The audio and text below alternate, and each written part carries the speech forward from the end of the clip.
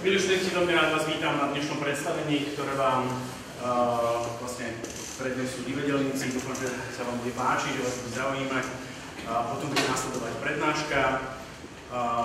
Medzi tým divadlom a prednáškou bude 5-minútová pauza. Takže prajem vám príjemnú zábavu. Dúfam, že sa veľa poučíte a ešte raz ďakujem, že umožňujete našim študentom takýto ekonomický výžitek.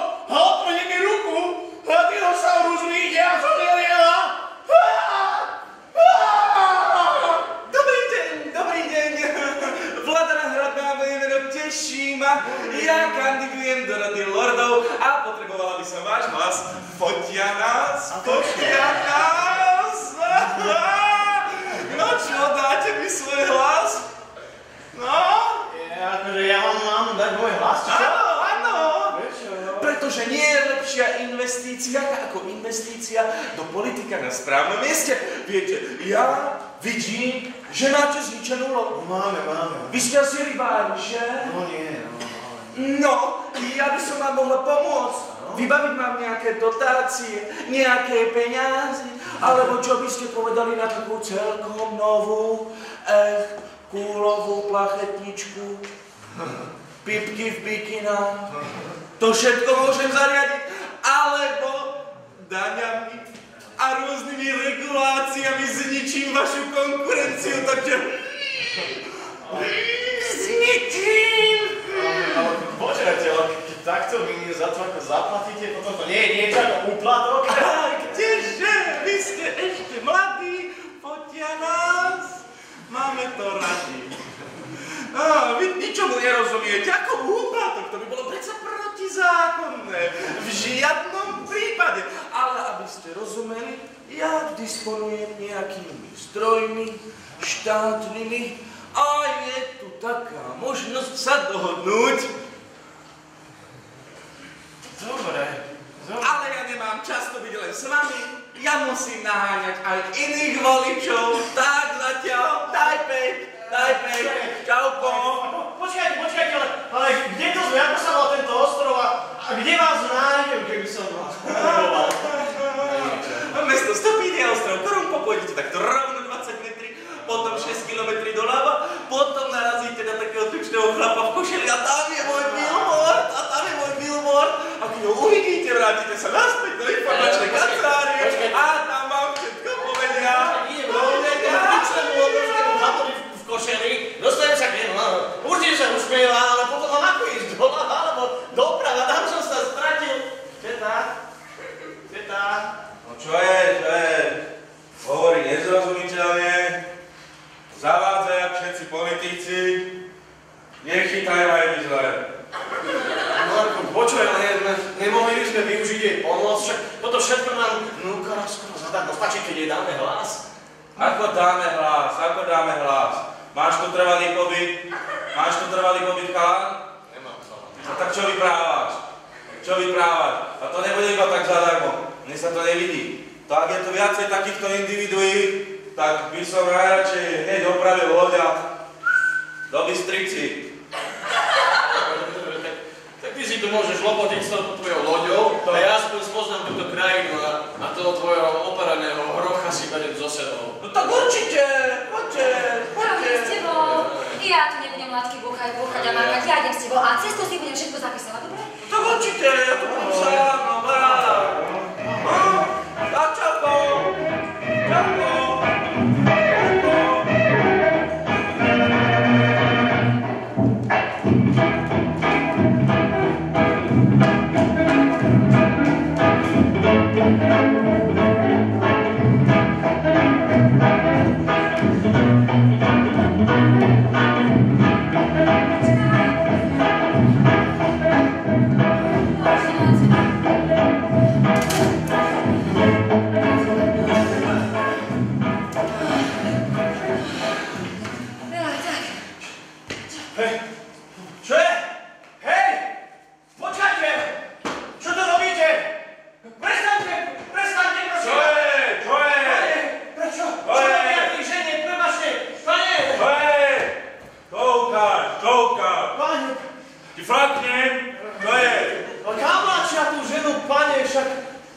Čo urobila? Pozri si na. Žiadnu paniku. Tá Rafika je zatknutá, rozumíš? Zatknutá, odvezená, mreže. Ale čo urobila? Vôbec nevyzerá ako nejaká kriminálna. Čo urobila? More, počúvaj ma, čo urobila. Tak my, ja ti to vysvetlím hneď. My sme drevorúbači. Vieš, drevorúbeme. Kúknem, vidím, ne? Kúkneš, vidíš, ne? Vidím. No, a my mláčime do týchto stromov pomocou týchto klacku. Mláčime a 6-7 štátnych chlapov more dá dole takýto strom za necelý mesiac. Rozumíš? A ona mladá si dojde ráno a dá si na papier také železo nastopnuté a sama dá dole strom za necelého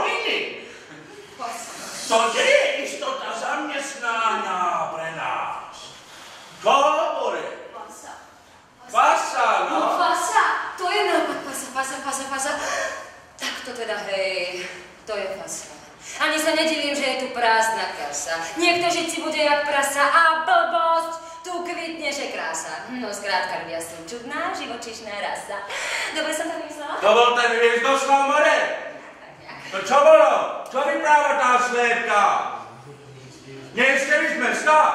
Táto vyškafírovaná jak na karneval? Nevšímajte si, pani, nevšímajte si. Ale môžem sa spýtať tu, že on ženu naozaj zatkli za jej vynálezavosť?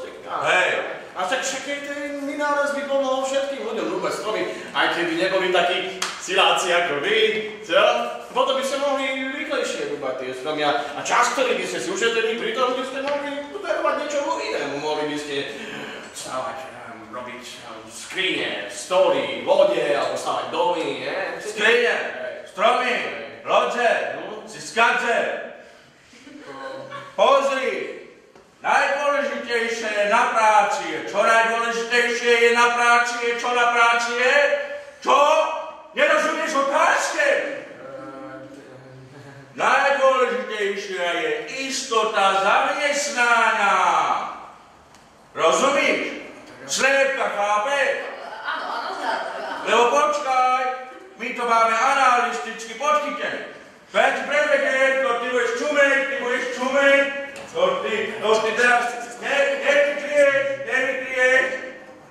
Pozri.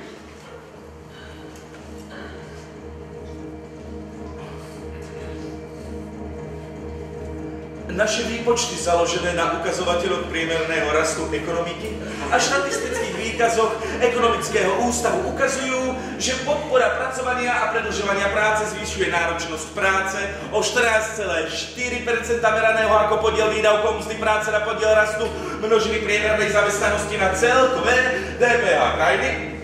Pričom ukazovateľ náročnosti práce rovná sa KXY lomeno HDP